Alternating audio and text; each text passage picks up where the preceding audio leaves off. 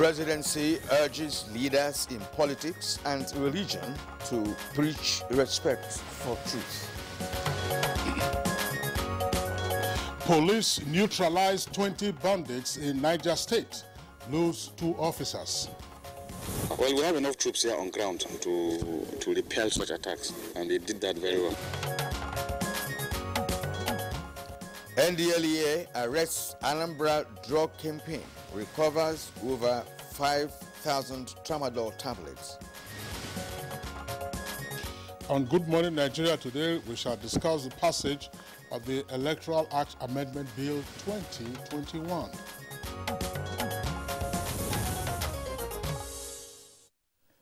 Finally, the much-awaited Electoral Act Amendment Bill 2021 has been passed by the 2 chambers of the National Assembly before proceeding on annual recess.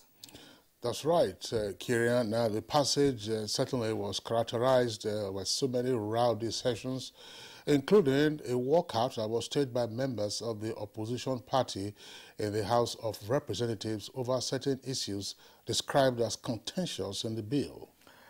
Well, these contentious provisions include electronic transmission of election results, and spending limits for candidates of political parties during electioneering campaigns and programs.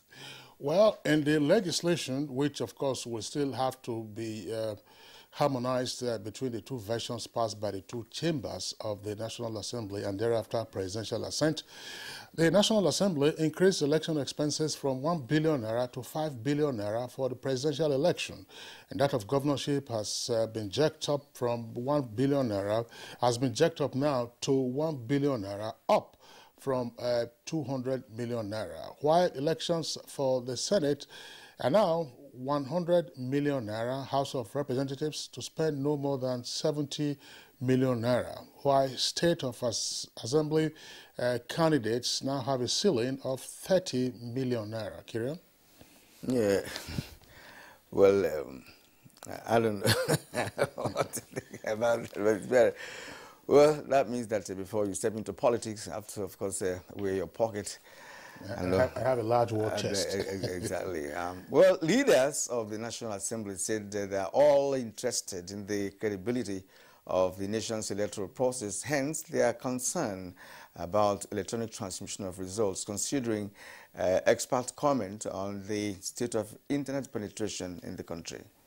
But the passage of the Electoral Act Amendment Bill 2021 has been greeted with mixed feelings by Nigerians, especially stakeholders in politics. So what is the wisdom of inserting NCC to determine electronic transmission of election results? Does that not contravene the provision of the Constitution guaranteeing INEC's independence? Is the increase in the election expenditure not too so much that will, of course, deprive interested Nigerians, especially youths who are interested in seeking political offices, from contesting, thereby contravening not too young to run act? Well, to what extent will the legislation improve the credibility and quality of the nation's elections as being envisaged by all and sundry? Well, these are some of the issues we intend to interrogate in today's edition of Good Morning Nigeria, the very first for the week, and it's Arafat Day. That's on the eve, of course, of the big Salah. So we wish our Muslim brothers and sisters happy Arafat Day and happy Eid al-Kabir in advance. I'm Kingsley Osadolo. I welcome you to the program live on the network service of the Nigerian Television Authority, the NTA. Kirian, in our neighborhoods now, you're hearing the bleating of rams everywhere. So some of them, they will be sentenced by tomorrow. Oh, of course, yes. Of course, yes. And I'm Kieran Umayo. Thanks for joining us. I also join Kingsley in wishing Nigerians a happy Salah.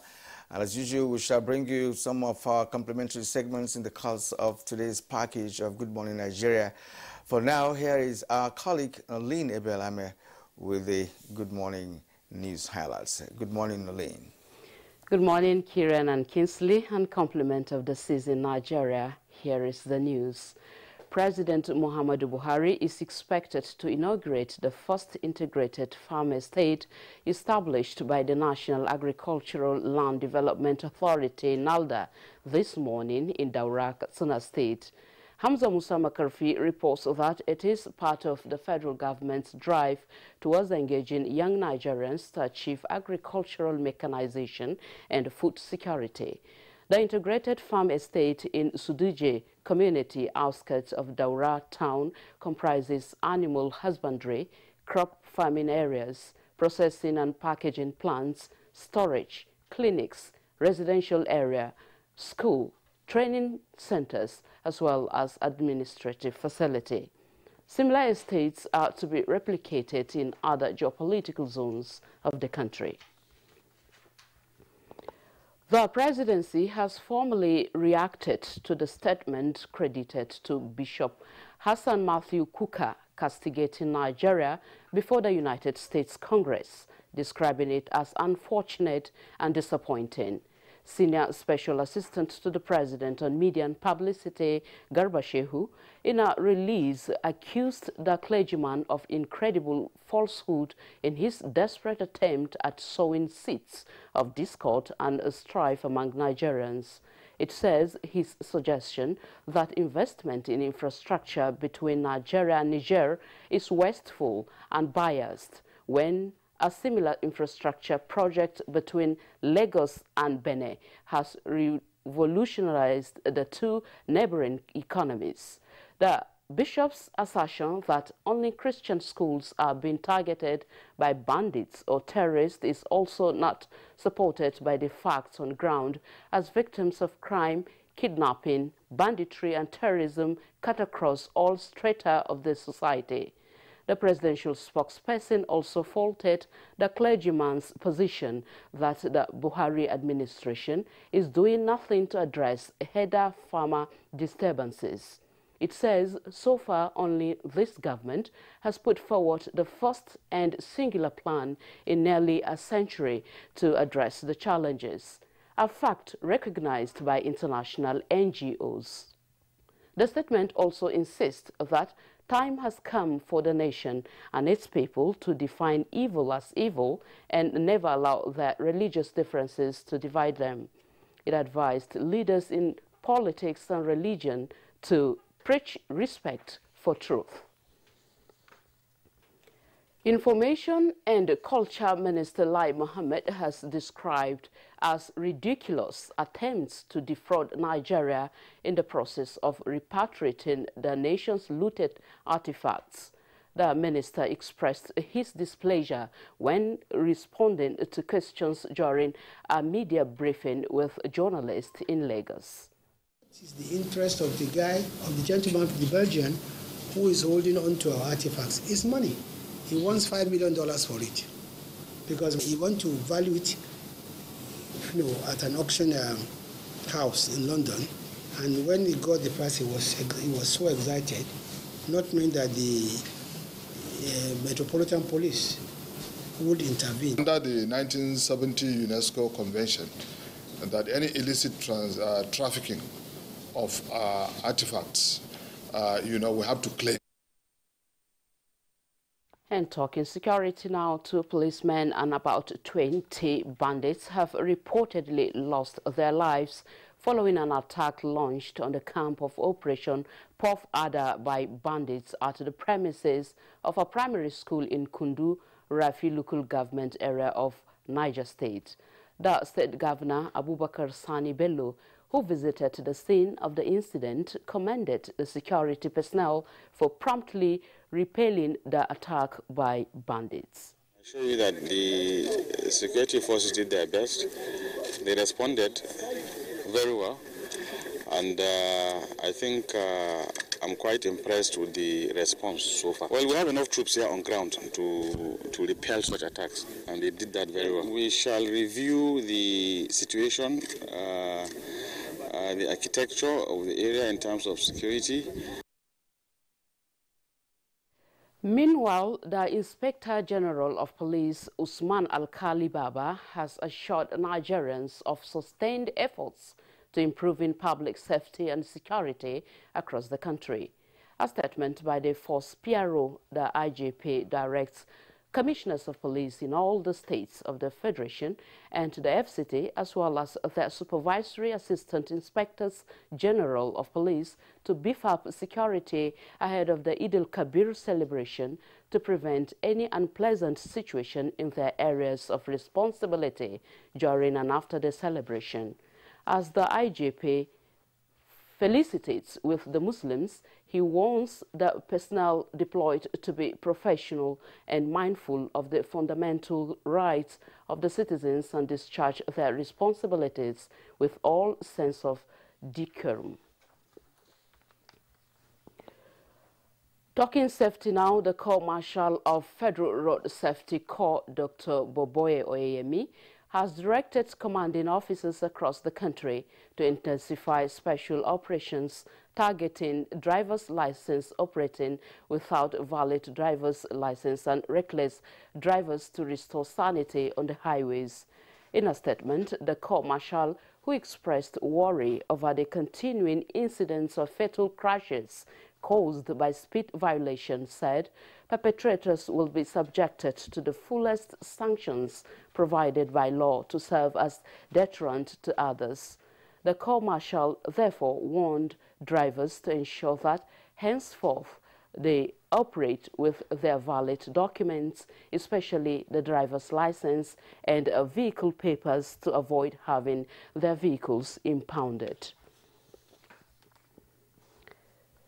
Nigeria Drug Law Enforcement Agency has arrested an Anambra drug kingpin and recovered 548,000 tramadol tablets.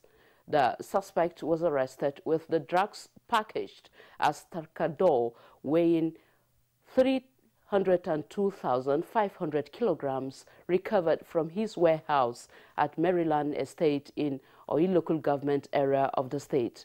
Preliminary investigation established that Tramadol is a brand of tramadol that has just been introduced into the market to evade attention. It was proven to contain 225 milligram drug manufactured in India and smuggled into Nigeria without NAFDAC number of certification. An ex-convict, a notorious interstate drug dealer based in Taraba, was also arrested for supplying narcotics in Numan area of the state. Similarly, another suspect was nabbed at Lau local government area of Taraba State for supplying illicit substances. And talking health now, the number of COVID-19 infection in the country has continued to rise, with Nigeria recording 203 new cases. In the latest figures released by Nigeria Center for Disease Control, Lagos has the highest confirmed cases of 186, followed by Edo, Oyo and Rivers states with 4 each. FCT recorded 3, while Kwara State has 2 new infections. This brings to 169,532 confirmed cases in Nigeria, with 164,699 of them treated and discharged, while 2,127 died of the virus. And that concludes the highlight of the morning news. The program continues with Kingsley and Kieran after this break. I am Nolin Ebel Ame. Good morning. You're still watching Good Morning Nigeria on the network service of the NTA. Now let's go business. Economic experts advocate inclusive trade and expansion of intra-regional trade in ECOWAS sub-region. Details with Comfort Amudu on Business News. Non-tariff barriers, lack of infrastructure and financing, as well as high cost of transporting goods and services to consumers are some of the major challenges affecting the growth and development of intra-African trade. With rising investment, export and global trade, African countries are developing ways to improve quality infrastructure and mechanisms to deepen economic integration in the sub-region to boost trade. Nigerian government is also evolving ways to enhance domestic supply of made-in-Nigerian goods for high returns on investments in the single African market. The vision of our heads of states and governments in resolving to establish the network is to build a more robust and a broader economic space for trade and investment. The ease of trade, particularly for our MSMEs within the ECOWAS region and Africa at large, thereby building an army of exporters that will boost intra-Africa trade.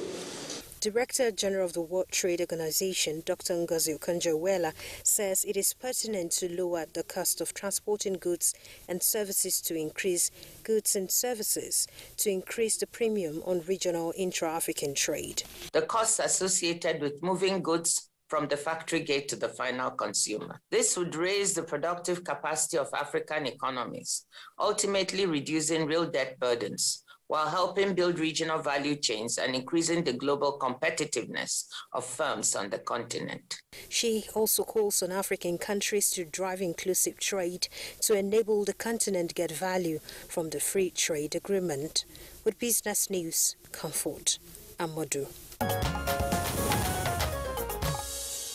Thank you, Comfort, for the business package. Coming up next is Newspaper Review.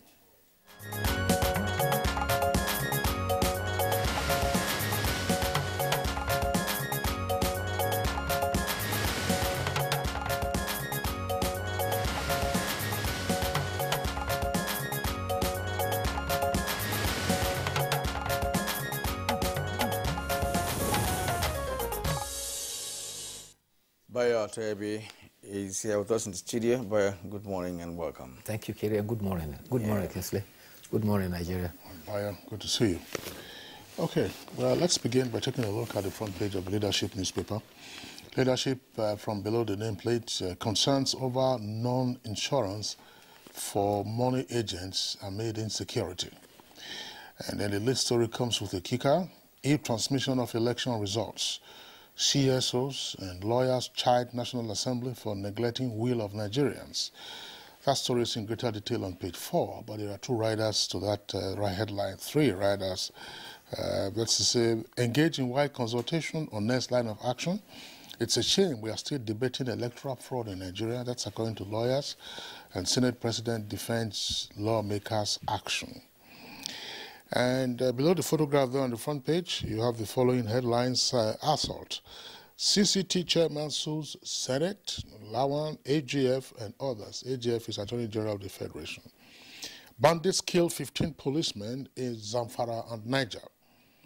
Ida Kabir, police and NSCDC, that's civil defense, beef up security. Federal government must establishment of Health Reform Council. And presidency criticizes Kuka for reporting Nigeria to U.S. Congress. That's page 12. Kiriam? All right, Daily Trust is next, and we have some stories. Bullets alone can't stop banditry and other crimes. That's according to Jonathan, the former president of Nigeria. 14 killed in Osun, 4 injured in Abuja road crashes. The two stories, the first one is on page 6, and of course this one is on page 4. Salah, travelers in mad rush for air tickets. Capture that on page 6. Now the lead story, testing isolation centers shut in states despite imminent COVID-19 third wave. It has 4 riders, so that federal government may apply segmented lockdown. That's according to the Presidential Steering Committee. FCT, 6 states on red alert. Why Nigeria is at risk, that's according to NCDC. Suspend DOBA, committee advises emirs. Right, below the photo story, 15 policemen, 10 bandits killed in Zamfara, Niger State. And of course, 2 others to that. Cops repel attack on community. Bandits leader frees hostages. Dad released. Presidency, Kuka, tango over U.S. Congress comments. That's on page 10. Now, despite 1.5 trillion naira funding, power firms still unable to deliver. The story is on page 26. Well, of course, this one is Daily Trust editor-in-chief, Mrs. Mother. Well, it's a professional colleague who had to commiserate with him. Bayo, coming here now. Thank you, Kenneth. Let's start with the statement from the presidency, which says that the deposition by the Catholic Bishop of Sokoto, Matthew Kuka, before the United States Congress is an incredible falsehood. To declare to a foreign audience that Buhari's-led government had done nothing in 6 years is incredible falsehood. The statement by Garba Shehu, Senior Special Assistant to the President on Media and Publicity, stressed that Nigerians expect such positions from unimaginative opposition, but it is troubling when the so-called men of the church copies the most excesses of those seeking personal advancement in public office. The Catholic Bishop of Sokoto is reported to have made a virtual presentation to a U.S. Congress commission and said that Buhari's administration had failed woefully to address security crisis. He cites that the administration favored a certain ethnic group and Islam. Secondly, adding that Christians in the country were the target of security crisis. He also reported to have said that attacks on schools in parts of the country targeted schools predominantly Christian. And Garba Shehu, in his own response, says that the attack by bandits in listing students of Government Science Secondary School Kankara, that of Islamic School Tejina, as well as students of Jangabi and Zamfara and the Federal Government College Yauri, had no religious coloration. It was just criminals invading the school. And he went on also to say that there is no bias in this government. A president, Northern Muslim, a vice president, Southern Christian, and a cabinet equally balanced. Though there is nothing in the constitution demanding positions to be appointed by ethnic and faith, it is troubling to hear a churchman isolating one group for criticism based on ethnic lines. He says, as a nation, people must pull together and define evil as evil and not use religion to divide people. No one gains, but only evil people. Talking about criminality now, another student of Bethel Baptist has been released due to illness. He was brought back by two persons who themselves have been adopted, but after paying ransom, they were allowed to go. The boy has been taken to hospital and has been treated, and he's recuperating. This leaves about 120 students of the Bethel Baptist School still with the criminals. The boy revealed that the leader of the bandits warned that the students must not be molested. He says they are allowed to observe their religious devotion. They sing church choruses and pray loud without molestation. Even when the bandits are going on operation, they ask the students to pray for them so that they will succeed. The bandits, he says, have plenty of cows and goats, and they slaughter one in every 2 days. Meanwhile, the child also revealed that the bandits are demanding 500,000 for each of the 120 students left. That's about 60 million before they will be released. And they want that to be done before Salah. And Salah is tomorrow. And the stories that have been reported about bandits, 10 bandits have been neutralized in Niger State. This happened from an attack in Kundu, in Rafi local government area. Unfortunately, in that operation, 2 policemen paid the supreme sacrifice. That is what has been added to the 13 that was reported in Zamfara. Actually, the bandits were attempted to attack Kura Mota in Zamfara, but they met strong resistance from the soldiers. While they were retreating, they now went to another village, which is Kura Mota, and that was where they took the police by surprise, and unfortunately, 13 of them were killed. The People's Democratic Party is reported to have filed a suit at the Supreme Court to declare its mandate from Governor Bello Mutawale of Zamfara State, as well as federal and state legislators who recently defected to the All Progressive Congress. The People's Democratic Party is the sole plaintiff, and this is different from another suit that has been filed at the Federal High Court, Abuja, by the PDP member in Zamfara State, seeking that Governor Bello Mutawale should leave office. It may be recalled that the National Secretary of the People's Democratic Party deposed to a 26-point affidavit Those joined in the suit include INEC as the first defendant. The second defendant is supposed to be All Progressive Congress. The Senate President, Speaker of the House of Representatives, are also joined in. Governor Bello Matawalle became governor of Zamfara State when the Supreme Court annulled the victory of the All Progressive Congress in the 2019 election. The People's Democratic Party has asked the Supreme Court to declare vacant the seats of its members that have recently defected. There is some success in the war front against drug abuse. Operatives of the NTA have arrested a suspected drug kingpin in Anambra. The suspect was allegedly caught with 548,000 tablets of Takadol. This is supposed to be a brand of tramadol. The prohibited drug was recovered from a warehouse on a Tunya Street somewhere there. The drug weighed about 302.5 kilograms, not 3,005. Not 302,500. That would be a lot. I mean, there's no question. But let's, Kirian and Bayo, you know, there's something about the Fourth Republic that is quizzical. And that has to do often with non-adherence to the provisions of the Constitution. But we do know that, you know, when there are contentions, the parties can have recourse to the law courts. And then, of course, in interpreting the Constitution, the first rule is just the plain, literal rule that you use in terms of construction. What am I getting at?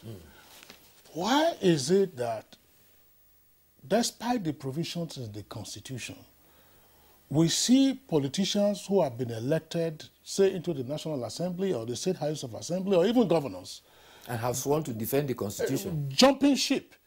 At one point, you know, when you say, what is the basis for you to decamp or defect from one party to the other? The basis is stipulated in the Constitution. But this is the point I want to make. Right from the very first term, between 1999 and 2003, when you saw some persons decamping from ANPP to PDP, there has been no enforcement of those provisions because it said that there has to be a division in your party. You know, before you say, okay, fine, you know, or the party has merged or has been subsumed or otherwise, the conditions are quite clear. If you don't satisfy those conditions, then you vacate your seat. The point is, how do you prove the fact that the person has not, you know, justified whatever conditions, you know, that has been put in the Constitution to enable that? Since the First Republic, politicians have been cost-carpeting. Yes. In all dispensations, they have been cost-carpeting. And none of them had been nailed. As now, PDP is now in court. None of them, governors, National Assembly members, they have been cost-carpeting. And that has continued, it has become a norm now. And if there's any constitutional offense committed by any of them for doing that, nobody has taken time to take them to court, as PDP has just done.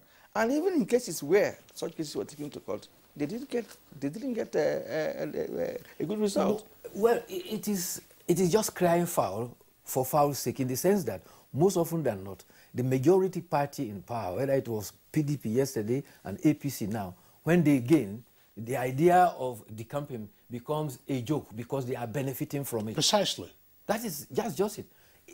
I mean, it's so ridiculous that the presiding officer who ought to declare those seats vacant some time ago also decamped.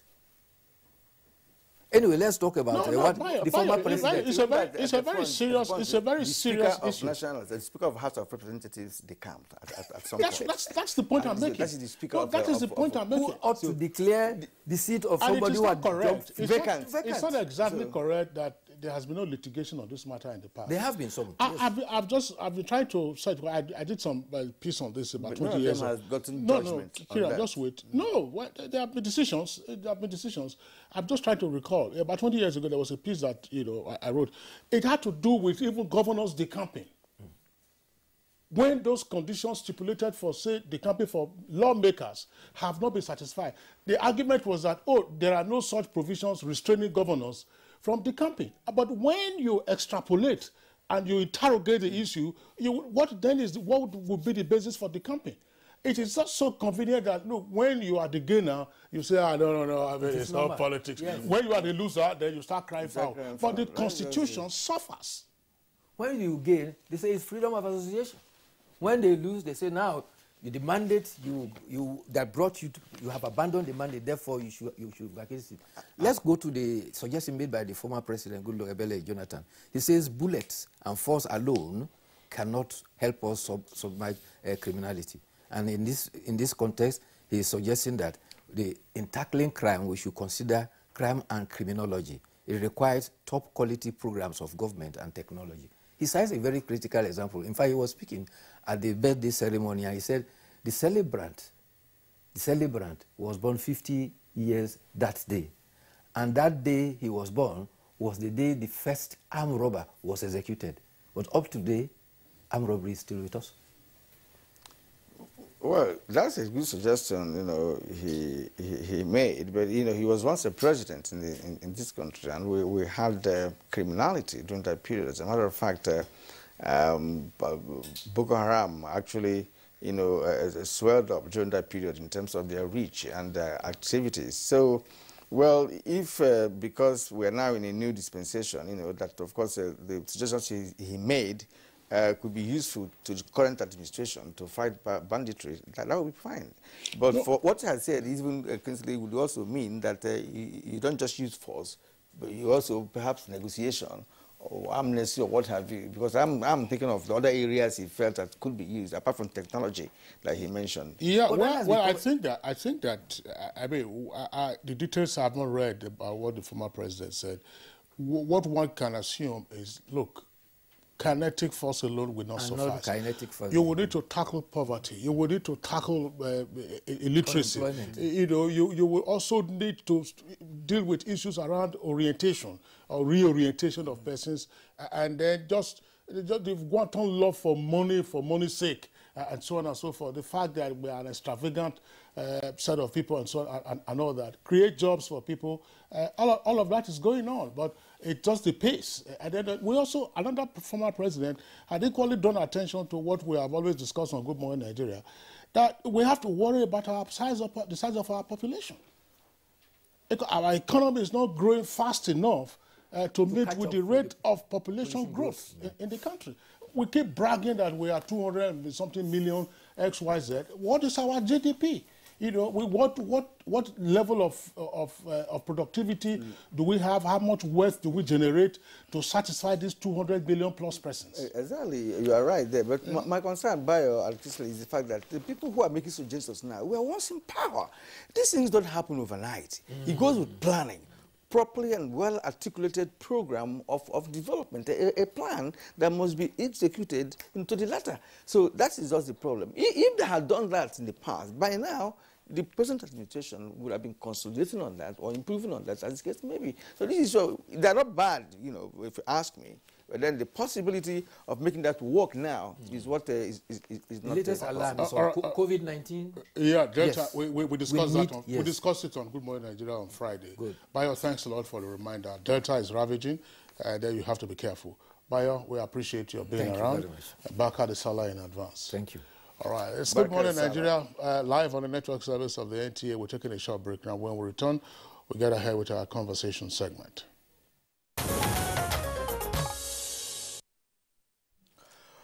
All right, you are still watching Good Morning Nigeria and the network service of the NTA. Now, to begin our discussion on the subject matter, let's take this background report by Kenen Dulwe.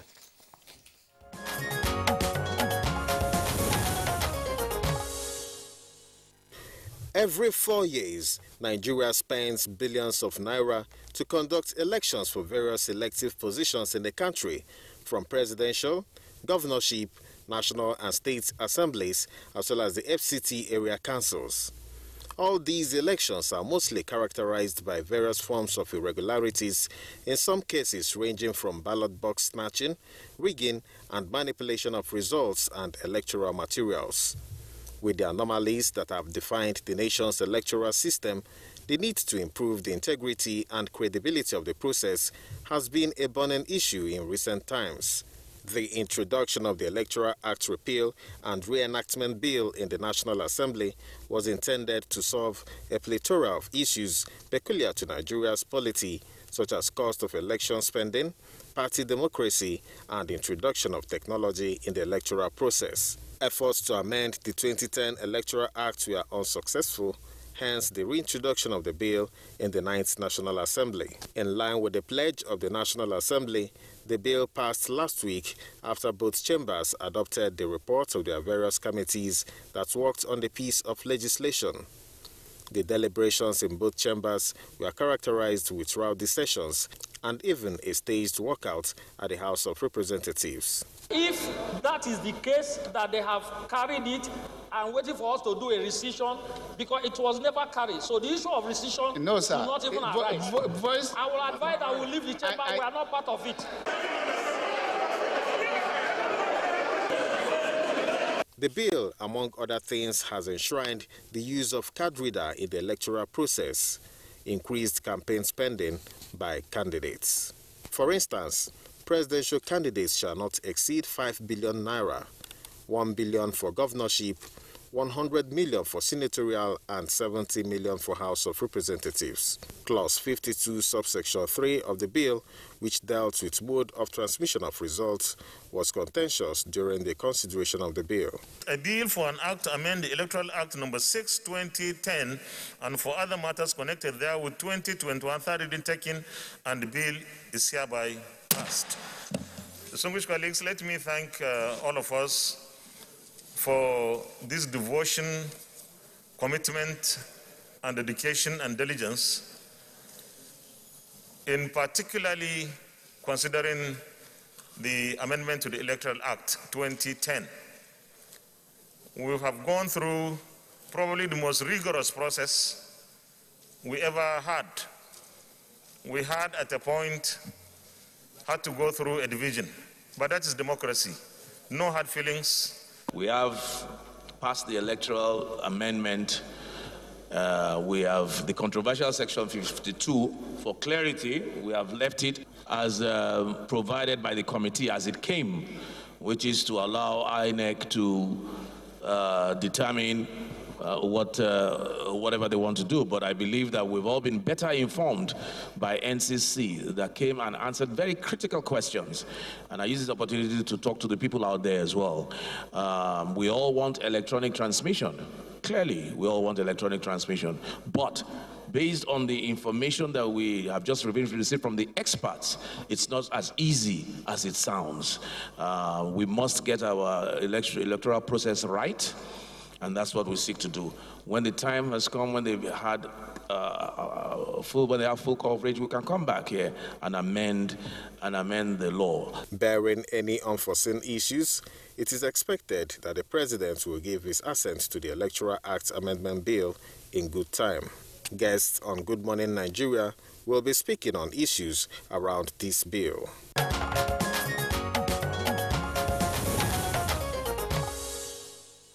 All right, thank you very much there for the backgrounder with us in the studios to discuss these issues in greater detail. Let's welcome Mr. Oluwole Osaze-Ozi. He is former Director, Voter Education and Publicity, and also former Director Legal of the Independent National Electoral Commission. Mr. Osaze-Ozi, delighted to have you again on Good Morning Nigeria. Always a pleasure. Good morning. Also here with us in the studios is Honorable Benjamin Kalu, who is a member of the House of Reps and indeed the spokesperson of that chamber. Pleasure to have you with us this morning. Thank you for inviting me. Pleasure to be here. Yeah, we also like to introduce distinguished Senator Kabir Ibrahim Gaya, Chairman, Senate Committee on INEC. Senator who is a former governor of Kano State joins us from Kano studio. We're glad to have you join us this morning, sir. And Baraka Sala. And good morning, Nigerians. And finally, we have Samson Itodo, Executive Director, IAGA Africa. He joins us via Zoom from the United Kingdom. Thanks for joining us on the program.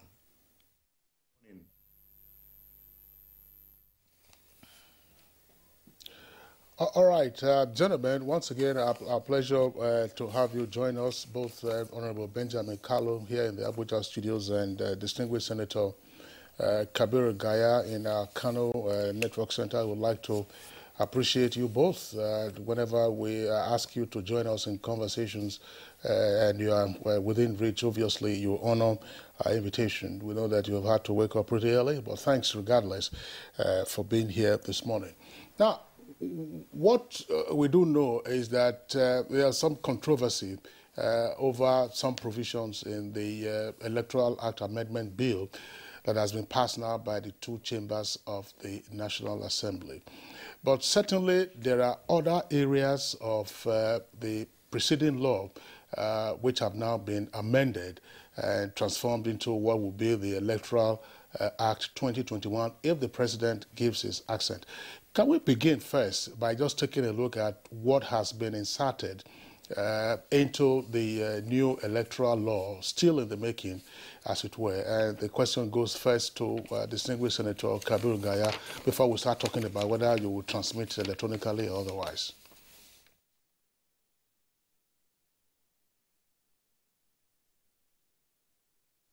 First of all, I would like to thank you for trying to educate Nigerians.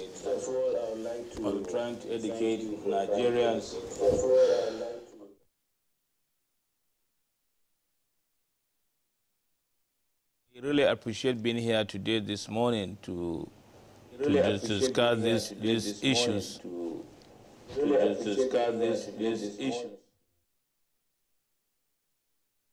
Distinguished Senator Kabir Gaya, we'll get our engineers to sort out the reverberation coming from.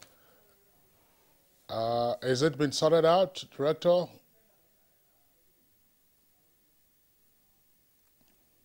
It's all right. Okay. Well, let's come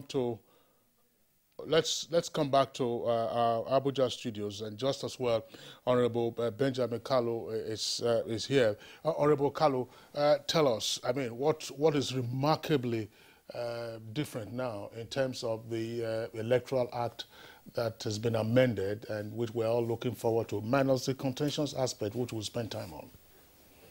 Well, thank you very much for inviting me, and Nigerians, thank you for tuning in. As you know, the issue of the amount of money that is going to be spent by people who are vying for one position or the other has been given a cap. I saw 70 million there for House of Rep, and I knew I spent more than 70 million. When I contested for my election, I spent way beyond that. The question has always been, is that many complain, you know, the amount for governorship is much, the amount for president is much. What people don't know is this is the cap, it's not the minimum. It means anything from 1 naira to that amount, but don't go beyond it. You know, it's important for Nigerians to know this. But in reality, you find out those who are questioning it are not addressing their mind to the times we're in, with inflation rates and what our purchasing power is doing, you know, for our currency is doing in the market at the moment, the affordability, you know, what we could do before now with less amount, we can do that with much amount currently. So, with this guide, we'll be able to know, you know, it's not going to be the richest. It's, you know, you come and throw your money around and get the people to vote for you. A guide has been given. It's the same way all over the world. Even in the United States, there is a particular limit that is given. Don't go beyond this amount of money. And there is a reason for doing that. There's a sociological reason for doing that, so that it won't be, positions won't be reserved for the richest. Now, though you say it's not one of the contentious issues that you want to address maybe at this point, the 52.2 has given a lot of people concern in Nigeria. 52.2 is whether or not the INEC should do electronic or manual or combination of the two. For me, the provision of Section 78 of the Constitution, which gives that element of independence to the INEC, has been highlighted by that 52-2. And we try not to go against the grundum. You know, where there is a conflict between the piece of legislation, any act of parliament against the provisions of the Constitution, the supremacy of the Constitution takes the day. And what the House that I speak for done is to ensure that that particular unique element that establish INEC, you know, is not defeated, that they are the unbiased umpire and that they are independent of any interference. So when the debate came on the House, you know, on the floor, where some said, let's do manual, let's change the word made to shall, let's compulsorily make them to do electronic. And others said, no, let's just do a combination of two of them. We looked at what was proposed, and we saw that what was proposed was in line with the provisions of Section 78 that establish INEC. And we saw that, you know, if they are going to be independent, that independent element should also be seen, you know, in the conduct of, you know, the operations, you know, and that operations had to do with the conduct of the election. If they find out that it is good enough for them to do electronic transmission, let them do so. So the mode of conducting the voting, the mode of transmitting the result has been cleared by the proposal that was given to us. And we did not add a piece of ease or words to it. We accepted it as it was because we know it reflects what Nigerians have been saying. Because during the public hearing, a lot of Nigerians you know, wanted it to be this way so that it would give them that discretionary power. And later on, we were accused of sneaking it away. If you remember, there was this news around that the National Assembly have taken that piece of, you know, element of independence of the INEC out of that place, so they can no longer do that. I went around trying to convince people, no, we have not seen that report. And luckily enough, the report came, and it was there. And we said, the debate was, should we go for it? Should we not go for it? But the House of Representatives went for it, saying, use your discretion and decide what the road we should follow. As you know, there has been a conflict between NCC and INEC. Some people say INEC have countered National Assembly. And I went on telling people they did not counter National Assembly. Who they countered was the report of NCC. NCC said we don't have teledensity sufficient enough to carry this you know, electronic transmission. And INEC says, from our last survey, we have enough teledensity to get this job done. National Assembly, we have given you power. If you have teledensity, do it electronically. If you don't have, where you don't have, do it the other way. So for me, that is very important tonight, the independence of the INEC that we sustain. All right, thank you. We'll return to you as we make progress in this conversation. Now, let's return to Kano, where we have Senator Gaya. Senator Gaya, you were about to giving us your initial comment on this issue before we had the unfortunate reverberation of sound from that studio. Now, let's also get your view of some of the significant, you know, insertions, you know, into this amended Electoral Act as amended. There are certain contentious issues, as we have mentioned earlier on. You have also listened to first speaker here make mention of some of those contentious issues. Now, let us know your own view about the exercise and how it will enhance the electoral process in Nigeria. First of all, thank you for that, and sorry for the off on the transmission. We had working hard. We worked hard during the Electoral Act amendment.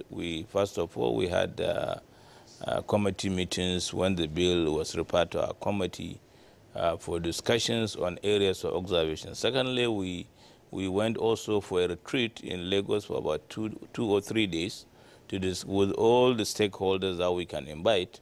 For example, from the members of the Office of Attorney General, other stakeholders, civil society organizations, some members of our committee. We all went to Lagos and had discussions close by close on this Electoral Act. After that, we now call for a public hearing, invite Nigerians to come and give us their views on how they want the Electoral Amendment Act. And a lot of Nigerians gave their views, and it was very fruitful and informative and supportive, because they were players during the election, so they know where things are wrong, and they gave their advice. And we took those about 87 memorandum during our public hearings. Secondly, we also came back and had another committee meeting. And after that, we set up a technical committee which we discussed all these issues related to Electoral Act. There are areas where we mentioned, and they were, for example, on this issue of voters. We have established now currently Electoral Offences Commission, which will help us guide the process and be able to punish offenders during election, because those previous elections, it was we found that there are very few areas where INEC sue people that that did electoral offences during the elections. But now that if we have this commission established, that will help us in trying to sanitize the electoral system. Secondly, we also discussed on the ways of voting, ways of transmitting results, and even ways of making punishment for political parties that do something wrong, like giving the INEC a candidate that they sincerely know that he's not qualified to be a candidate of a political party. It's after the election is done, then we realize that he's not qualified. So a lot of other issues. That one, when something happens like that, the political parties are going to be punished for that. So other things which we now, the controversial issue is the clause 650. In the Senate we have 52 and 3, but 3 is the controversial issue where we talk about transmission. We are not, nobody is against electronic voting and transmission. But we only say let us do transmission when and where practicable. What we mean by that, we had to define it early again to say that when the network improves in this country to a higher percentage, whereby the voters cannot be shortchanged, because from our record we show that the network all over the country is about 52%. So 48% of Nigerians are out of coverage, and about over 40% of polling units are out of coverage. So how do you transmit those results from those polling units? So as long as we do not have that coverage, it may be difficult to do the transmission. But we have given INEC the powers to go and do that in conjunction with NCC, because NCC are the organization that tells you the coverage of network around the country. So unless those networks is available, then we can go along and do electronic transmission.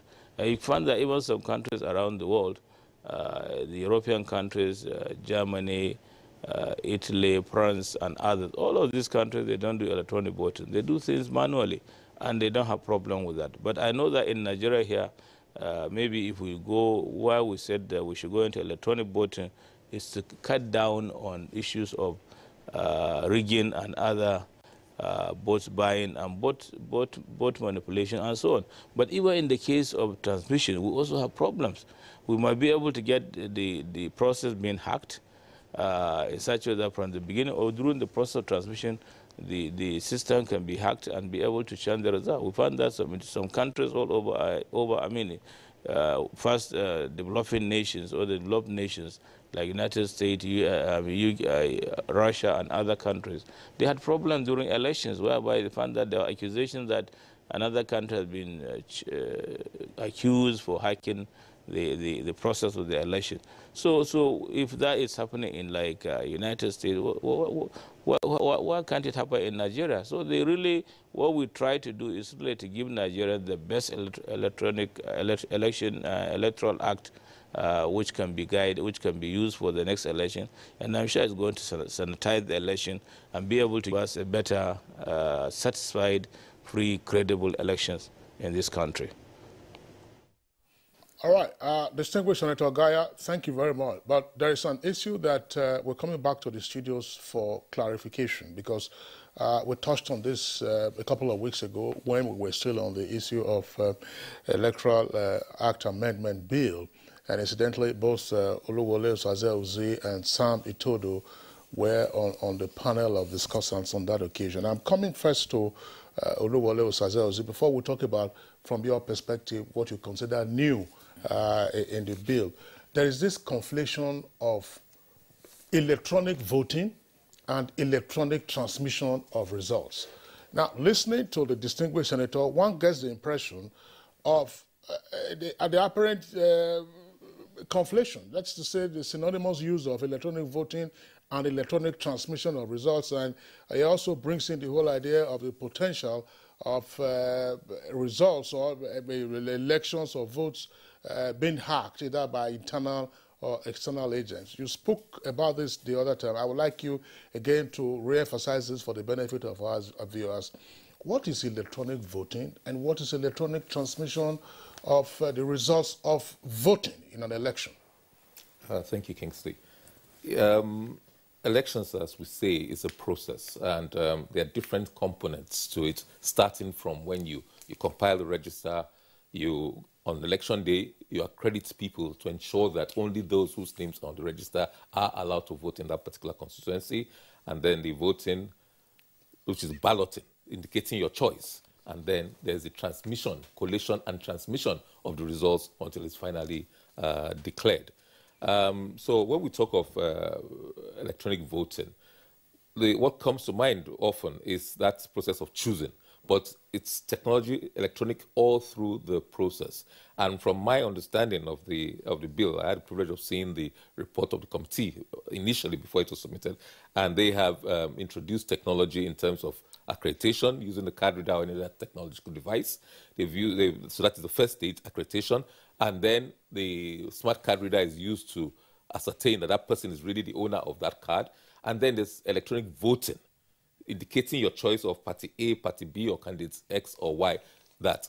And then the controversial part seems to be the transmission of results, taking the results from the polling unit to the collation till final declaration of results. So that is my own understanding, and I think it's a basic understanding of what the whole process is all about. So there's electronic voting from my understanding of what the Senate and what the National Assembly has done. There's accreditation, electronic accreditation. There's electronic voting, but there's no electronic transmission of the results. But with what INEC is doing, is the same device that will do electronic accreditation, will do the voting, will do the transmission, the same device. And there's a fourth part, which no emphasis has been placed on. I think the bill, one of the new innovations there is that INEC should compile electronically a register of results. So you're allowed to accredit, you're allowed to vote, you're not allowed to transmit, but you should compile an electronic register of results. That's limited to the question you have asked so far. But by the way, if I may quickly add, the issue of funding and campaigning finance, I don't know inadvertently whether it's a Freudian slip or whatever, but if the honorable member, Kalio, says he spent more than 70 million for his election, that is a powerful admission. And sir, you did. The cost of election in Nigeria is far beyond what is being proposed. I agree, sir, but it is against the law. You exceeded the limit placed on you. You broke the law, plain and simple, by your own admission, sir. When you spend more than 70, because currently it's still there. There has been a limitation on campaign finance since 2016, and I think for House of Representatives, if I'm not mistaken, it's about 10 or 15 million naira presently. Well, thank you, sir. Well, let's not allow you to react now, so we don't go into so we don't drift, from our conversation this morning. Please just keep it at that, right? What determines the amount of money a politician spends is the nature of campaigns that we run. If someone is buying trailer load of wrappers and sharing to people and all of that, you spend a lot of money. I think he misunderstood. But let's keep it at that and go to Itudo. Samson Itudo, Executive Director, Yaga Africa. Well, you've listened to other guests and as well as understand the fact that the 2010 Electoral Act Amendment Bill 2021 has been passed by both chambers. Okay, we have lost Itudo. The signal is just lost. Perhaps we will reactivate that as soon as possible. All right, let's come back to the studios. I wouldn't like you to speak to the comments that he made. He misunderstood what I said. I need to clarify that. It's important that I okay, if you must do that, okay, please do it in a jiffy. Yeah, it's important to know that the reference I was making was to my party in organizing the process of election. The cumulative effect is far beyond that. And it's not, broken down to individuals. My statement was as to my party, and we have House of Representatives in Abia State, 8 of them. But if you break what the cost of the party putting together, running this election, in paper it might say it is 1 naira, but in reality, because of the hunger out there, the process of election does not start from when the campaign starts. It doesn't start from that. It starts from when you started building your political structure. It doesn't start from when INEC declares election has started. So if you put all those things together, you find out that what this particular bill is giving us is good because it will give you, make it very obvious, this cap is what you should not go beyond. And Nigerians are beginning to now see the essence of ensuring that the financial implication of election should not be free for all. It should be within the limit as provided by INEC. Granted, it has been shifted a little bit up because of our situation currently in the country, which I also commend the National Assembly for looking into, because when you make laws, it should reflect the reality of the time. If the law become obsolete, if in 2010 a particular amount of money was used for a particular service, and in 2021 you keep it that way. So in the wisdom of the National Assembly, lifting it from where it was to where it is now is actually something that we need to commend the National Assembly for doing. And there is something my senior colleague in the Senate missed out. It's also the election violence. There's going to be a reduction because of the commission that is now in place, and people know that this commission is going to be dedicated to handling issues like these without it being dragged in court forever. People are going to be more certain that punitive measures provided because the Act provided punitive measures. Unlike before, it was a bit hazy. Now it is very clear. If you carry ballot boxes, if you are seen with multiple, voters card, and not the rest of them, you wouldn't just say, oh, I'm carrying it for my party members, or I want to distribute. You are not allowed to do that.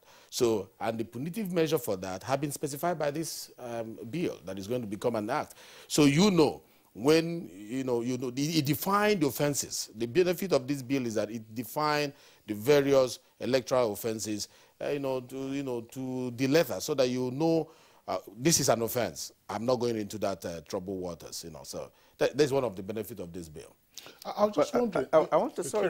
wanted to bring in Gaya on this issue of election expenses. That he mentioned. All right, before we come back to the issue of offenses, from his first comment and even this final comment, it just indicates that the jacking up of the electoral expenses is in order. But many Nigerians are also arguing that it is outrageous, especially when you reason along the line of not too young to run, act, which of course Nigerians have celebrated, when it came on stream. And so, Senator Gaya, what is your view about the jacking of election expenses? President from 1 billion to 5 billion, Senate 100 billion, House of Reps 70 million, House of Assembly 30 million. Is that sustainable?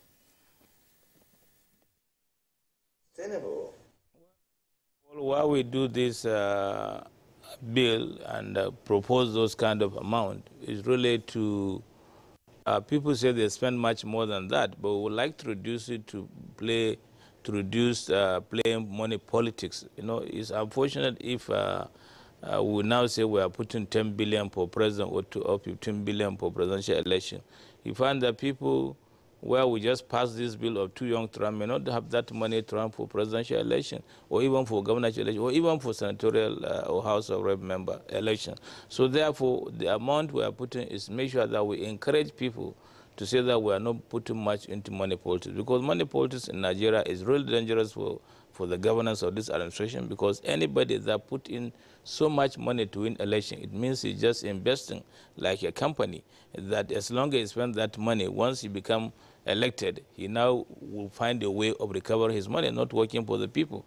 But why also we are going, where the amount we are putting is accommodated, or can be done, or can be a ceiling for the election, is that we expect all our senators, House of Rep members, governors, all elected office members to perform well in their constituency. For example, if there is a need for a project, you try and do project within your constituency in such a way that people, democracy has touched the people in that location. And definitely when it comes to election, they will need less money from that candidate.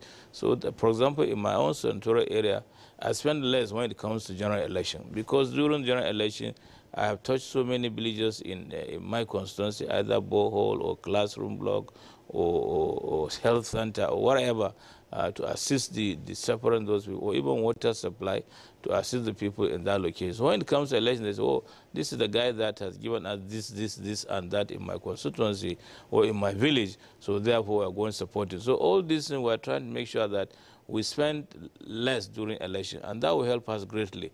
Well, so that in the future, people are being voted on merit, not on the amount of money they have or the amount of money they put. But unfortunately, all this problem is not only us. Even the voters have that kind of problem, which we hope to educate them. Because you find that a voter comes in the morning with the leaves on his head, like that means he's selling his conscience, or his vote is for sale. And then he takes the highest, the person that gives him the highest money, he goes and vote for him. So all these issues, we are trying to really sanitize the system. That's why when we come to this electoral act, we repeal and enact a fresh electoral act of 2021, and I'm sure this will be used across the nation. We expect also Mr. President to sign this bill, because we carried a lot of people's views before putting up this bill, and we work with the Office of Attorney General, as I mentioned, who is the advisor to Mr. President. And when the President sends this bill to him for advice, he will simply say, well, this is what we work with, we are part of the process.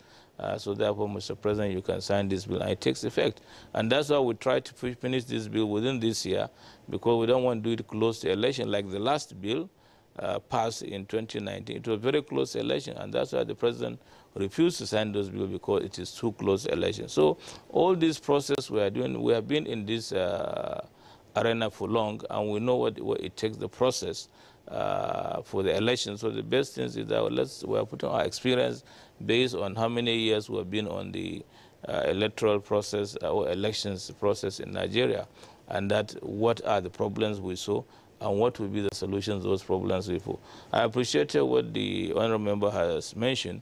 The two houses are working together.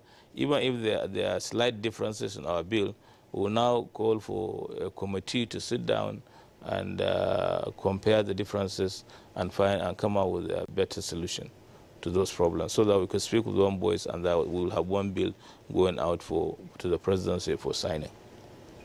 All right, Senator Kabiru Gaya, thank you very much. But of course, you know that contention with regard to the electronic transmission of results, it's a big one out there in the public space, and also for the House of Reps. So we'll look forward to how the two chambers will harmonize that. We'll come back to the arguments later, for and against.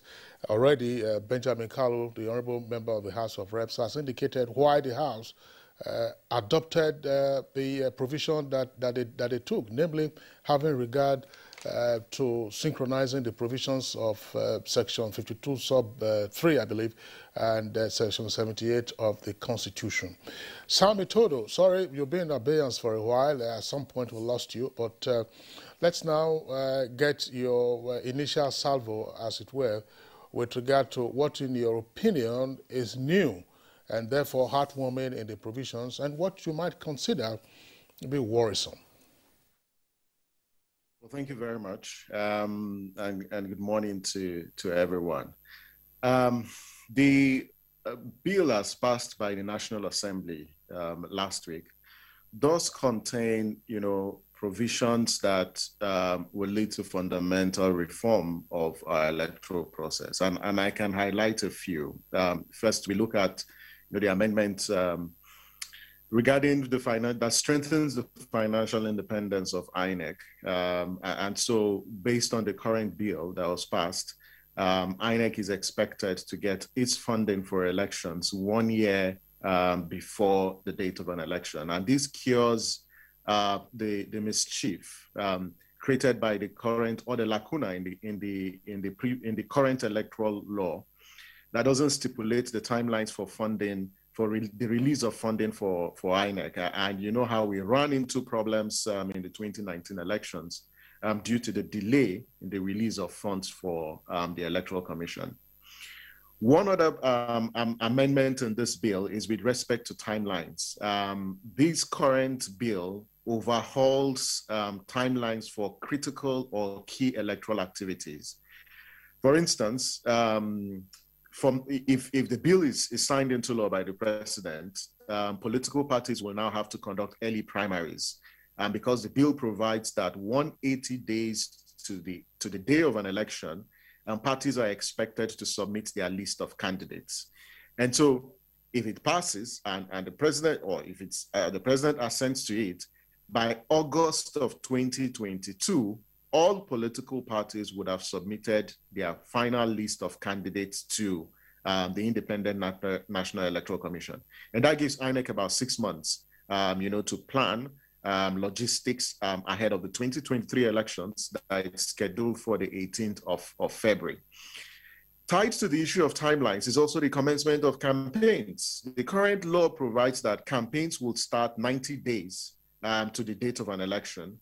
And that campaign period, to a large extent, and experience have shown, is very short. In actual fact, political actors actually commence campaign way before 90 days to the date of an election. And so the current provision, or the provision in the bill provides that 150 days to the date of an election, campaigns are expected to start. On timelines, INEC is expected to issue notice of elections 360 days to the date of an election.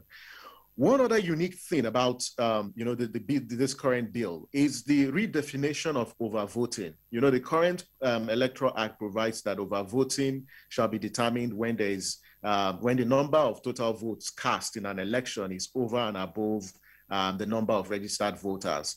And that has created confusion for a while now, because you have an accreditation register on elections. So why should we base overvoting based on number of registered voters? And we know how the politicians have exploited this. So based on the current, the bill passed by the National Assembly, overvoting will be determined by the total number of votes cast versus the total number of accredited voters.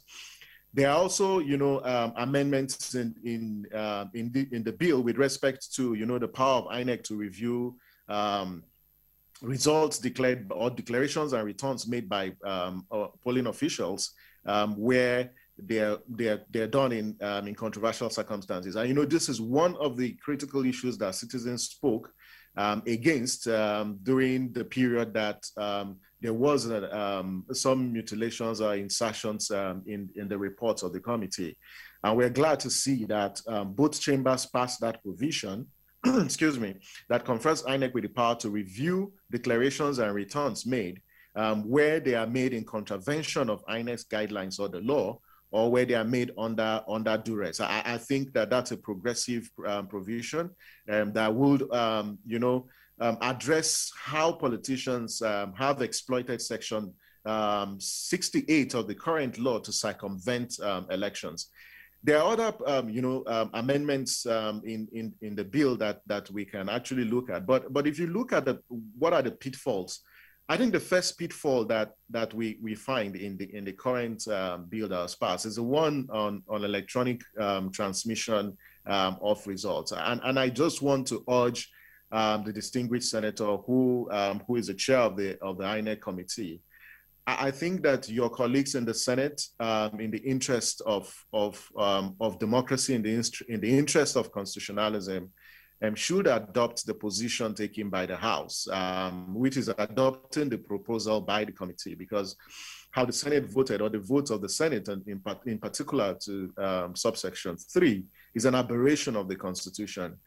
You are undermining the independence of the of INEC, by conscripting it or subjecting its decisions, to determination by the NCC, as well as approval by the National Assembly. I think it's an overreach, and I want to urge the Senate to not only review its position, but adopt, the position taken by the House, because it's in tandem with the demands of stakeholders that the procedure and for voting and transmission of results should be at the discretion of INEC. In any case, distinguished, you are very aware that before the smart card readers were used or deployed for the elections, the INEC had to, engage with the National Assembly and also engage with the Council of State. And when it was clear that INEC was fully prepared, to deploy the smart card reader, they obtained stakeholder support, particularly the critical stakeholders like National Assembly. You're also aware that when INEC was going to create additional polling units, the National Assembly was carried along, the Council of State, in fact, the Federal Executive Council, the National Economic Council. All these consultations actually took place before INEC created, additional polling units. And I just want to urge the Senate, as you proceed to harmonize the position, that you adopt the bill as part, the provision as passed by the House, because it is in tandem with stakeholders' position, and I think that constitutionally that position furthers or strengthens INEC's independence, and not the current provision where you're subjecting the decision of INEC to either consideration by NCC and an unknown body to the Constitution, and then approval by the National Assembly. I think the other the other pitfall for me deals with this point about the jurisdiction of the court, and based on the current the bill as passed by the National Assembly, they ousted the jurisdiction of the state high courts. I understand the rationale behind it, given what is happening in the Anambra case, where politicians go to other jurisdictions to procure injunctions and judgments that try to throw spanner in the woods of INEC and also other stakeholders in preparing for elections.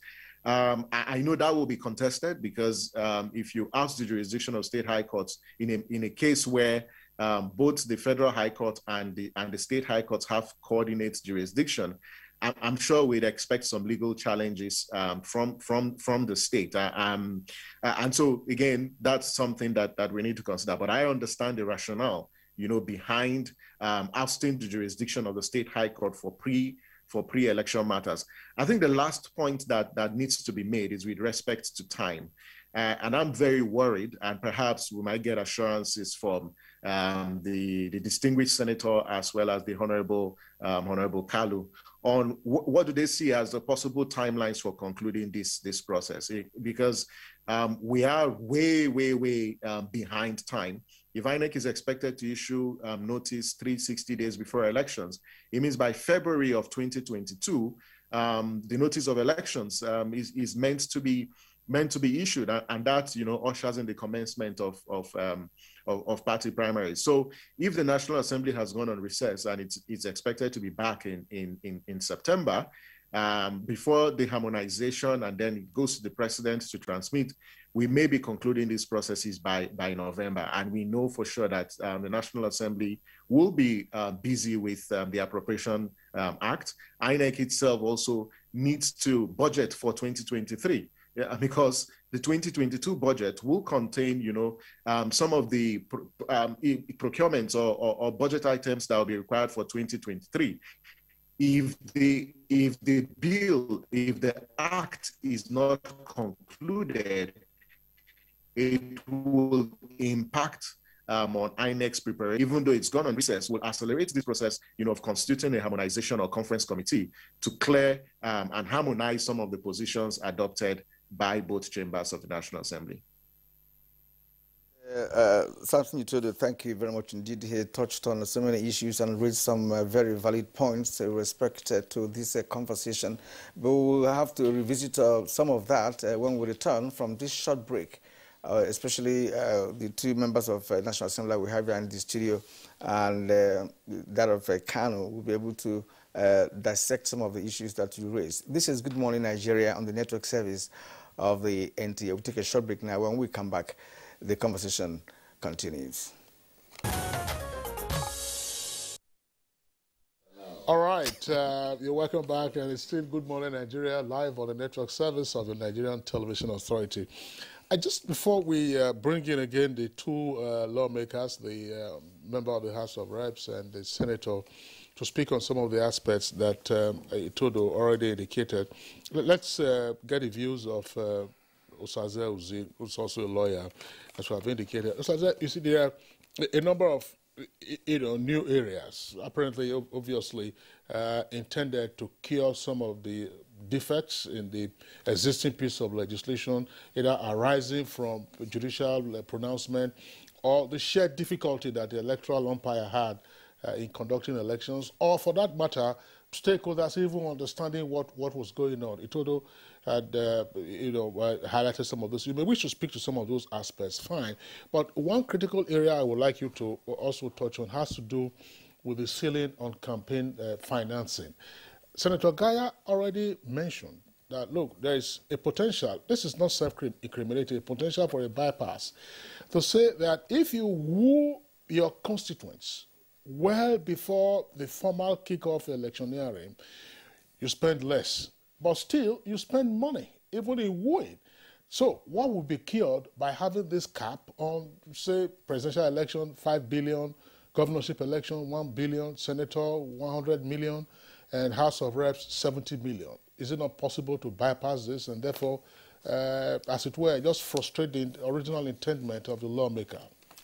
Yes, quite easily, because there are limitations to the provisions. I think the old section 99, I don't know what clause it is in the bill now. And I like the explanation Honorable Ben Kalio has given. Obviously, in the context in which he has explained it, then that is not, he's not in contravention of the law. Because the law talks about expenditure by individuals, by the candidates. You become a candidate when you're chosen by your political party. But the campaign, the period of reckoning for financing starts from the day notice of election, formal notice of election is given by INEC, and it ends on election day. So what Senator Gaya, distinguished Senator Gaya's Excellency, referred to doesn't count in this law.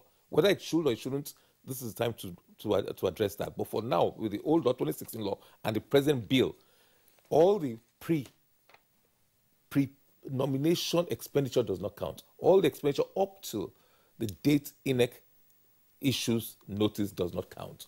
So when you go to your mosque, you go to your church, you donate your boreholes to the communities, you give wheelchairs, grinding machines, all those does not count. And very often they try to bypass that by setting up a foundation and say, I'm a philanthropist, it's not me doing it. And the foundation is registered with the Corporate Affairs Commission, and it's an independent entity as it were. It has its board of trustees who own the foundation, even if the proposed candidate is a 100% supplier of all its financial needs. So already you have a problem there. Some people use companies, but that is wrong, because no company can donate to a political cause. So the company's completely out of it. I know they do, but it's in breach, and the directors of such companies can be sanctioned and can actually go to jail, because that is not under the Electoral Act, that's under the Companies and Allied Matters Act. And that's why one of the reasons why I don't think the bill is revolutionary, but it does, there are good things it has introduced. But it should have addressed, for example, donations by associations or groups of people. So XYZ Progressive Union, my town's union, comes and donates 100 or starts canvassing for votes for me. It is wrong, it is unconstitutional. But there's no punishment for it. And the bill ought to have addressed that issue, to punish those people who have contravened Section 221 of the Constitution, which says no association other than a political party should canvass for votes for individuals. That ought to have been addressed. Samson referred to a period of campaigns that time has been extended. I'm at a loss as to why we have a clause dealing with a formal time where campaigns should begin. We all know campaigns go. Political parties are formed and are entitled to campaign all year round. It's a throwback from the military regime, where the military dictators, they don't want to compete with power with other people. So what do the politicians do? They organize marriage ceremonies, burials, and meet clandestinely. So because the law was that until we ring the bell for commencement of political meetings, don't do it. It has no basis in the democracy as far as I am concerned. So there should not be a period for campaign. If you want to campaign this year for 5 years' time, that's your business. Incidentally, Kirian, the point that Osaze-Ozo is making now was one that we raised with the then INEC chairman, Professor Jega. Yes. He was our guest on Good Morning Nigeria, and we're talking about the flag off of formal campaigns for elections. And I drew his attention to one point, and he tended to agree, and this was the point, to say, look, what are the modes of campaigns? For instance, posters and billboards. Billboards don't sprout after INEC has given the go-ahead for the formal commencement of campaigns. Yeah. You have posters. In fact, if you were to see my poster now, say Kingsley for president or Kiran Umayo for president, well, we all rally around you to say that, okay, this is what it's going to do. So how do you now deal with persons whose posters have been out, whose billboards have been out? Are they in breach of it or otherwise? So the point you've made is a very valid one, I believe, namely that campaigns can continue, for whatever period it is. In any case, political parties are ordinarily supposed to be organizing rallies and so on and so forth.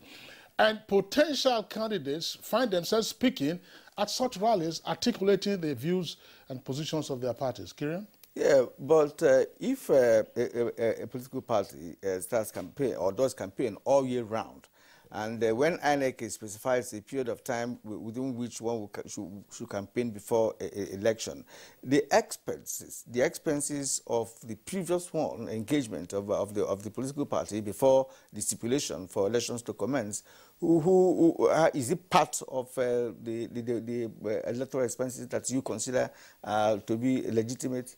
With the clause as it is, and the bill says it starts from the day INEC gives notice. Campaign finance for candidates, not for political parties. There's a limitation on how much parties can spend. There's a limitation on how much individuals can contribute to political parties. But the limit referred to here is the one by the candidates, starting from the date INEC gives notice of election. So that is clearly defined, so that it doesn't matter whether the party is coming all year round. Secondly, campaign is not defined, neither in the Act nor in regulations or anywhere else. So if I put up a billboard and say, Osaze-Ozo is the man for the job, is that a campaign? I've not specified any office or any political party, or I've not even asked you to vote for me. Many governors do that quite often, and local government chairmen, and say, this road was constructed by XYZ. One good turn deserves another. Is that a campaign? And guess what? That's right. There is no punishment for early commencement of campaign in breach of the law. There's no punishment. In fact, some governors, incumbent governors in their first step, have their posters and campaign and their billboards all year round. The entire 4 years, before the next election.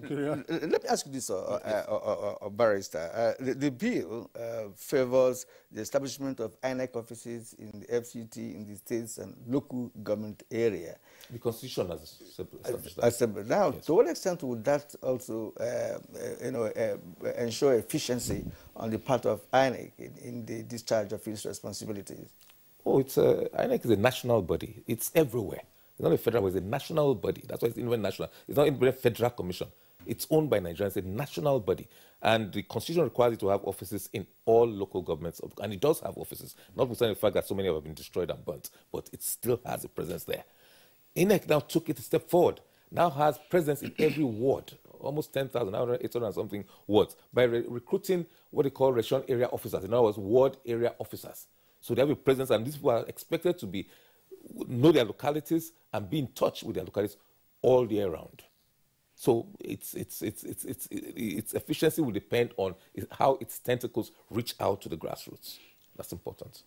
Okay, Sazel, thank you very much. Let's return to Senator Kabiru Gaya in our Kano Network Center. Senator Gaya, I'm sure you listened to the proposition by Samson Itodo. Two key points. It says, one, let the Senate align its position with that of the House of Reps with regard to the provisions of Section 52, subsection 3, because in his view, the House of Reps has weighed in more on the side of the constitutional requirement of an independent National Electoral Commission. In other words, let it be the business of INEC to run elections and not subordinated to NCC or even for that matter, the National Assembly. That's one point. Second point is it talks about a timeline for the completion of work on the harmonization and transmission to the president so that we can have an act, as it were, rather than still a bill in the crucible. First of all, thank you. Samson was one of the players or one of the stakeholders during the compilation of the act. He was a member, I think, of a technical committee. But let me clearly say there was nothing wrong in asking NCC to support INEC in giving it the data. Just like when we are doing election, we said the police and SS and all the security agents should be around to support INEC and make sure that we have free, fair, and credible and peaceful elections. So when we ask NCC, because we need this data from NCC about the area of coverage, we don't want any polling unit to be shortchanged or people to be shortchanged in this election. So the idea, the idea brought up by the Senate and the proposal that the NCC should now give us the area coverage, which they did come to, even the House members invited NCC and INEC, and to give them data on the area of coverage. So there's nothing wrong in doing a process that will enhance your lawmaking.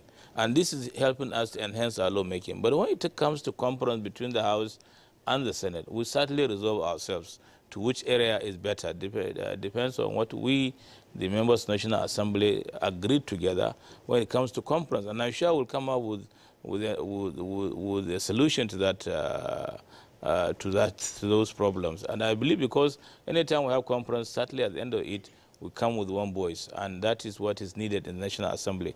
The other issue raised on the issue of independence of INEC, it doesn't matter when we ask NCC to guide INEC in that information, because INEC doesn't have that information or area coverage. They have to go to another stakeholder to give them that information. Just like when you are doing electoral act, there are other issues that we need to go to other areas and pick their professional views in order to enhance the position of our act. So that is one. The other area raised also is on the issue of the issue of finances during elections. As I said earlier, that when you work as elected, and campaigns, let me say clearly, campaigns start the day you are sworn in as a new member, if you really want to come for a second time. Because anytime you go to commission a project, that's also campaign, because you are fulfilling your campaign promises to the people. But what is clearly defined that when INEC give a guideline, let's go for election, you can now start your campaign. That is when posters, billboard, rallies are conducted for during those times. So there are different times, but sadly, as long as you are voted into office and you want to come back again, you really need to start a campaign from the day you are sworn in as a new elected person. And those who want to come in, is from the day you are voted or from the day they lost primaries. They were not thinking of plans of how they can outsmart you and then win election and come and take over your seat. So I believe there is no limitation on when campaign really starts. But the purpose of campaign rallies and so on starts when INEC say, blow the whistle, say, go ahead and start your campaign. And that's when the expenses is being counted for.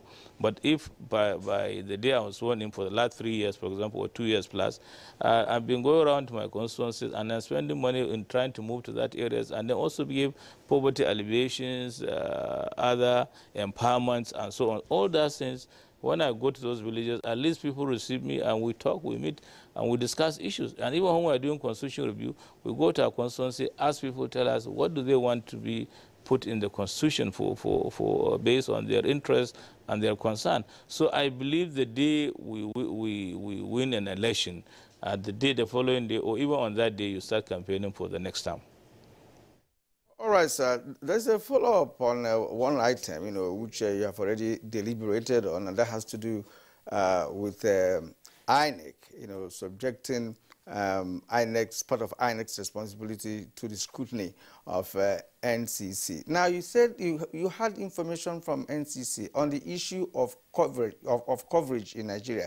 Does it mean that before the next election that the nation will not improve with respect to area of coverage? And now, when it comes to electronic transmission of results, if a result is transmitted, does it require NCC to certify that result, a result of an election it did not conduct? That's why some Nigerians find it to be contravening. You can as well clear us on that. And again, you're also subjecting INEC's results to the scrutiny of the National Assembly.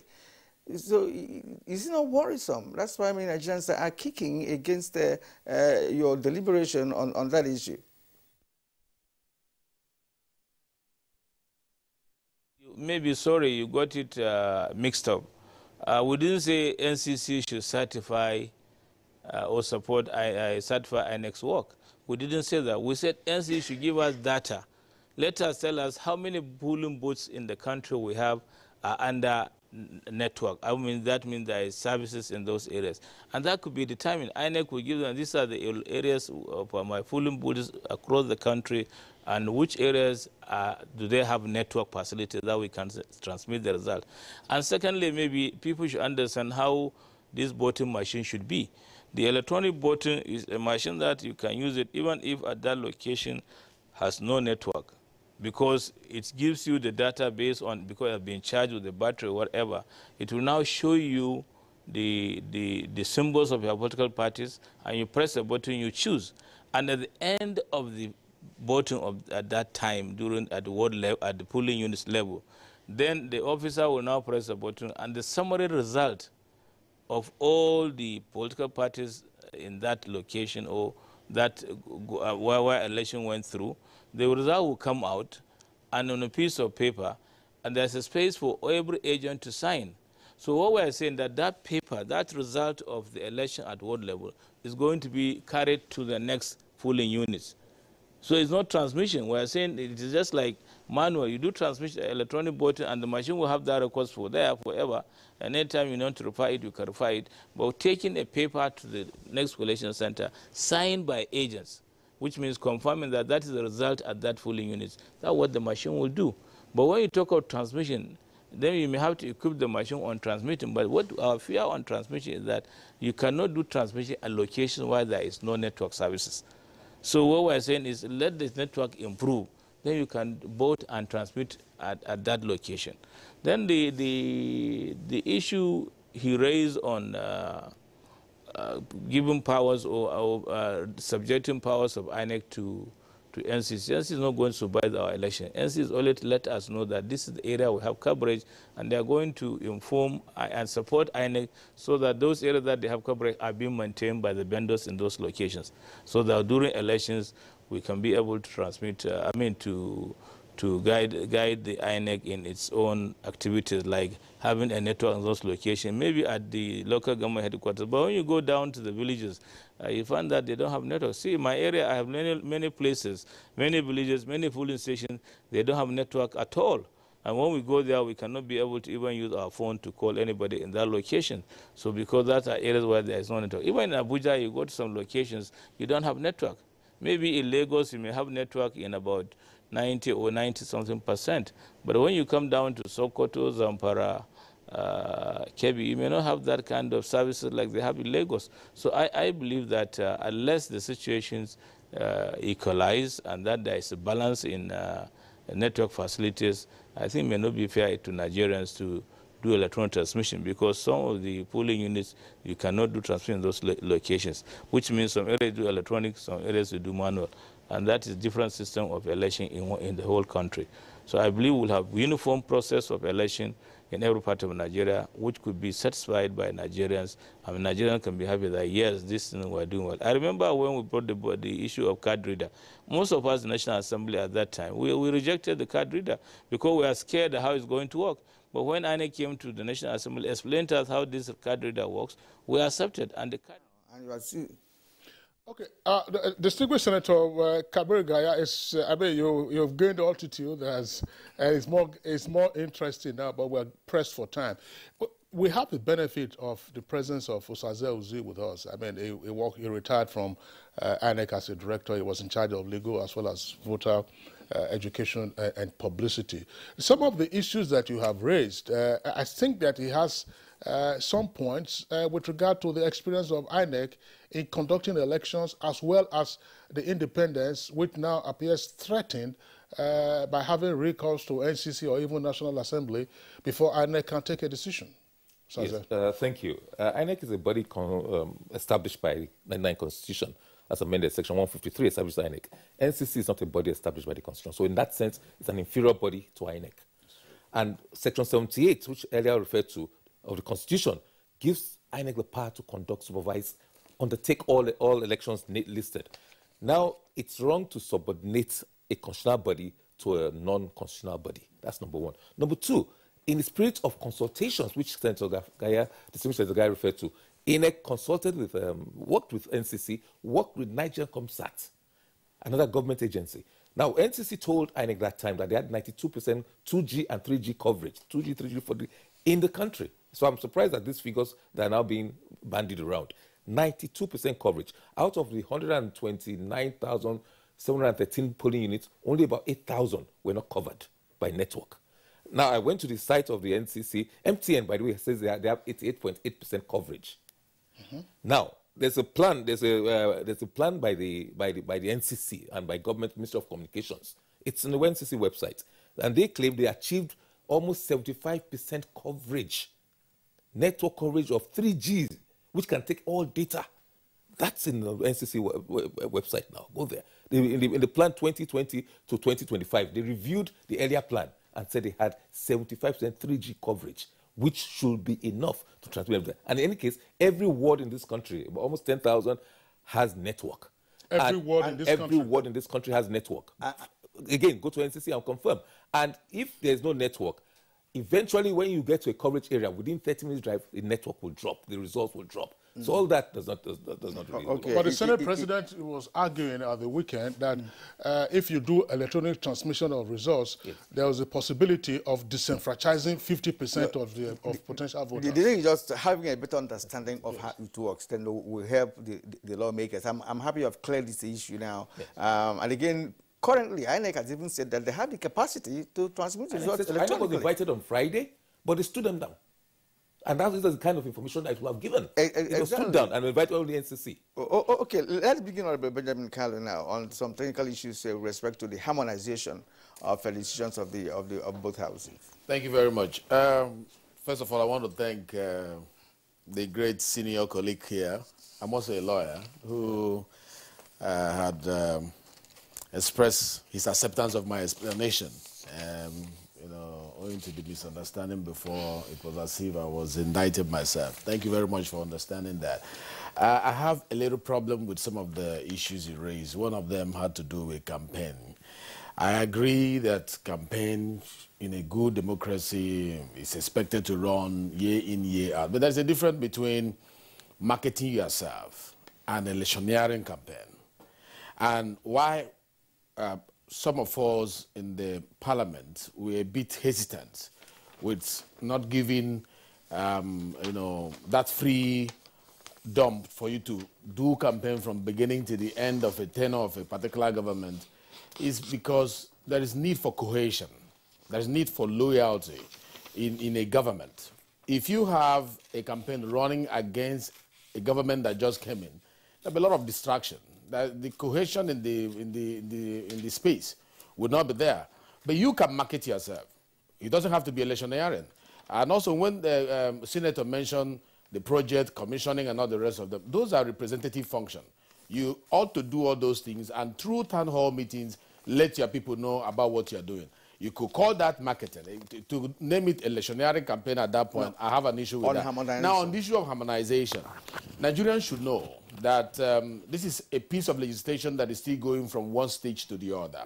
we have not finalized. It will only be finalized when the president gives his assent. And at this level, because we practice bicameral legislation, if there are, like he mentioned, the senator mentioned, if we have divergent views on some of the clauses, like the 52.2 in our own and 52.3 and 52.3 in their own, we'll have the conference. At that conference, some of these I's will be dotted and the T's will be crossed to enable us to have a piece of legislation. How soon might we get that done?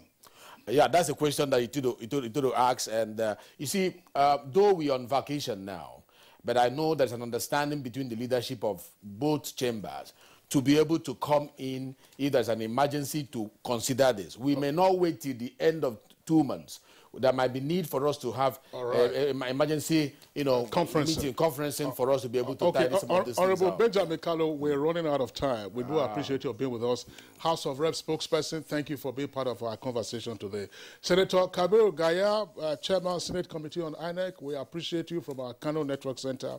Samson Itodo, Executive Director, Yaga Africa, via Zoom from the UK. Thanks a lot for your inputs. Oluwole Osaze-Ozi, former INEC Director, deep thanks for being here today. So that's it for us on Good Morning Nigeria. We thank you for tuning in. We're back tomorrow, same time, which of course is Ide Kabe. Until then, do take care of yourself and Baraka de Salah in advance. I'm Kingsley Osadolo. Baraka de Salah, I am Kirian Umaya. See you again.